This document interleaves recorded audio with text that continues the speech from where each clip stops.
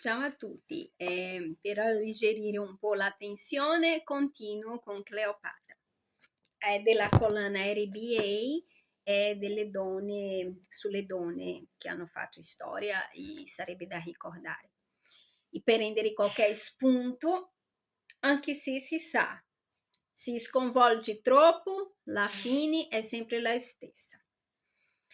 Cleopatra doveva riconoscere che si sentiva attratta dall'incredibile esperienza di vita di Cesare, ma ancora prima di pensare a ingraziarsi il suo favore, doveva superare un ostacolo più importante di natura pratica, arrivare ad Alessandria, senza essere intercettata dai soldati di suo fratello.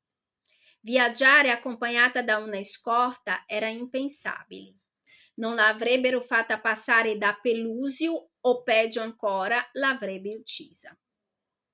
Decisi quindi di mettersi in cammino con il solo servitore, un uomo chiamato Apollodoro, dal corpo forte e dell'animo nobili. Lui avrebbe portata da Cesare. Sostituì le sue tuniche di lino raffinato, anche se già consumate dal sole, con altre più grossolane e si legò i capelli in una semplice treccia.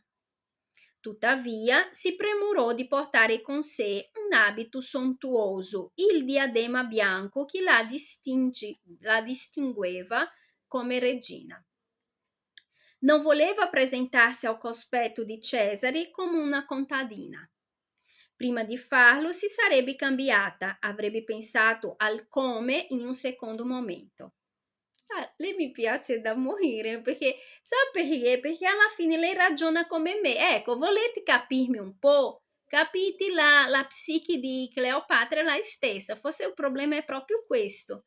Perché effettivamente c'è tanti pareri discordanti sulla sua personalità, che forse fondamentalmente il problema è questo. La- assim, come lei, io, assim, voi non riuscite ad arrivare proprio, non riuscite perché non pensate come me, però lei si somiglia molto, perché è uguale, ci penso dopo.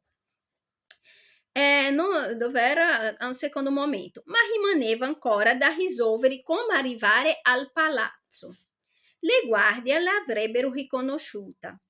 Aiutata da Carmione e Ira, escogitò un brillante stratagemma. Si sarebbe nascosta in un sacco di canapa o canapa, sinceramente non so dove va la sillaba tonica, di quelli che venivano usati per trasportare i tappeti.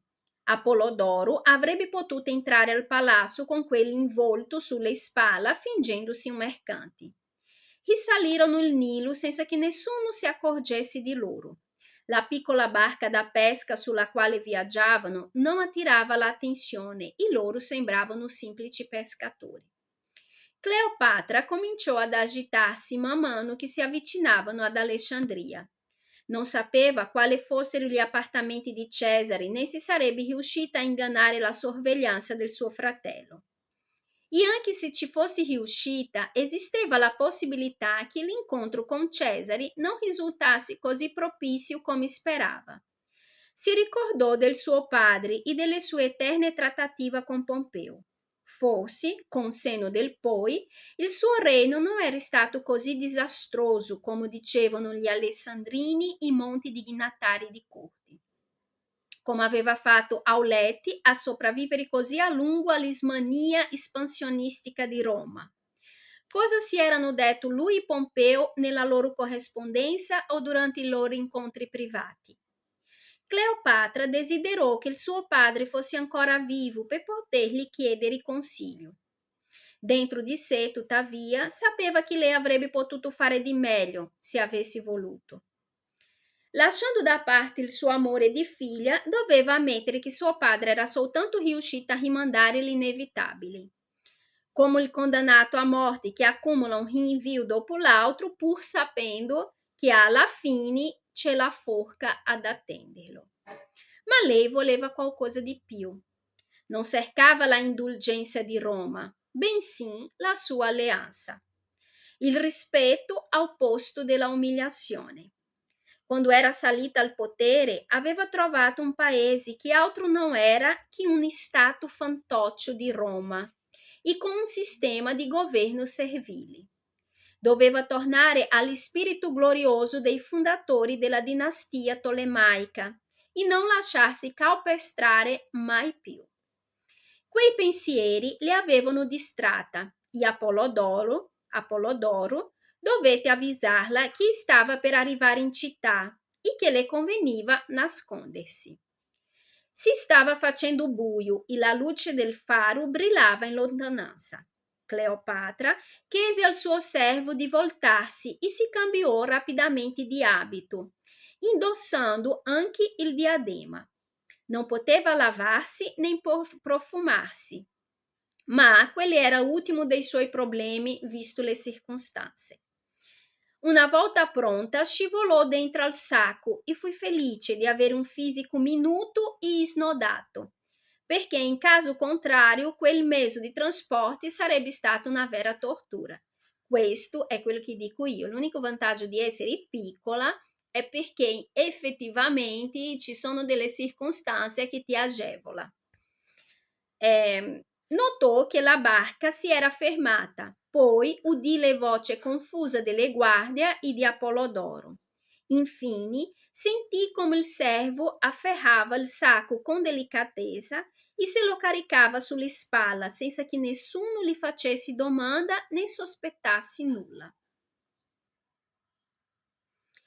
I lineamenti erano gli stessi che aveva visto sulle monete, a eccezione degli occhi, che al naturale sorprendevano per quanto erano scuri e penetranti.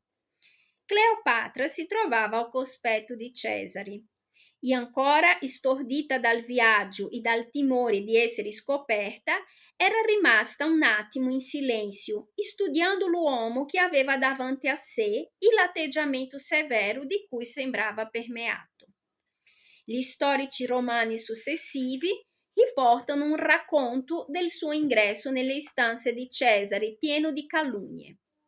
Cassio Dione, politico e storico romano, dirà che si era agghindata in modo esagerato per apparire nello stesso tempo donna degna della massima attenzione e della massima pietà. Il poeta Lucano, senza peli sulla lingua, affermerà che Cleopatra era disposta a conquistare un vecchio con le sue arti magiche. Nonostante tutto, lei era lì, appena uscita dal sacco, battendo le palpebre alla luce delle torce accesa, bella ma non esattamente agghindata. Forse Cesare le avrebbe parlato